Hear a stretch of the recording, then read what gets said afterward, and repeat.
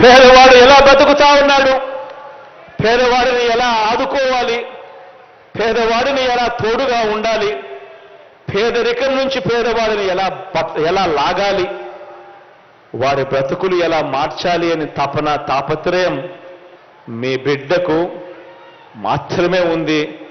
తేడా ఇది అని గమనించమని కోరుతా ఉన్నా మీ అందరితో కూడా.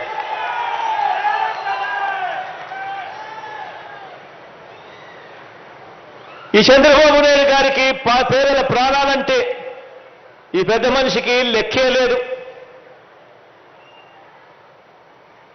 తన సొంత నియోజకవర్గం, ఈ పెద్ద మనిషి గురించి 4 మాటలు చెప్పాలి అని అంటే తన సొంత నియోజకవర్గం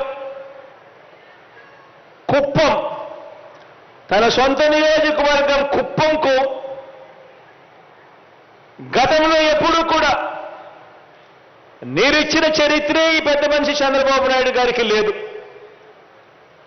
కుప్పంకు నీళ్లు ఇవ్వాలన్నా కూడా మళ్ళీ అది జరిగేది మీ బిడ్డ ముఖ్యమంత్రి అయిన తర్వాతనే అని చెప్పి కూడా చెప్పడానికి సంతోషపడతా ఉన్నా. మరి సొంత నియోజకవర్గం తనని ఎమ్మెల్యేగా గెలిపించిన నియోజకవర్గాన్ని పట్టించుకొని ఈ వ్యక్తి, ఇటువంటి వ్యక్తికి ఇక ఉత్తరాంధ్ర మీద ఏం ప్రేమ ఉంటుంది, ఉద్దానం మీద ఏం మమకారం ఉంటుంది అని చెప్పి ఆలోచన చేయమని కోరుతా ఉన్నాం మీ అందరితో కూడా.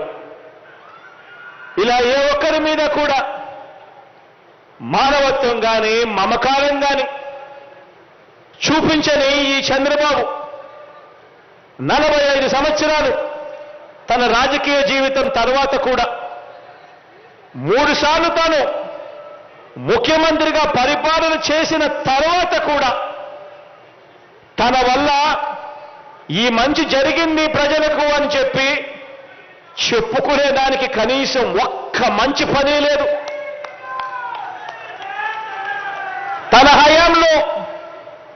తన హయాంలో ఈ మంచి స్కీమ్ చేశాను, ఈ మంచి స్కీమ్ తీసుకురావడం వల్ల ప్రజలకు మంచి జరిగింది అని చెప్పుకునేదానికి కనీసం ఒక్క స్కీమ్ కూడా చెప్పుకునే పరిస్థితిలో లేడు.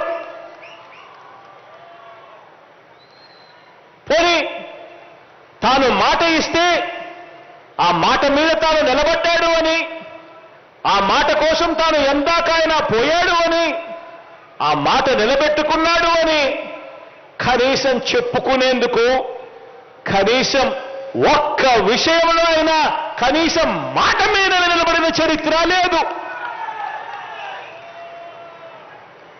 ఇలాంటి ఆయన ఇక ఎన్నికలు వచ్చేసరికి ఆయన దేని మీద ఆధారపడతాడో తెలుసా? ఎన్నికలు వచ్చేసరికి తాను ఆధారపడేది పొత్తుల మీద, ఎత్తుల మీద, జిత్తుల మీద, కుయుక్తుల మీద తాను ఆధారపడతాడు.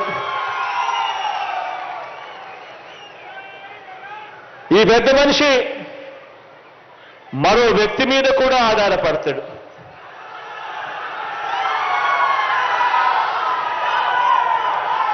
ఒక దత్తపుత్రుడిని యాక్టర్గా పెట్టుకొని డ్రామాను కూడా ఆడుతాడు.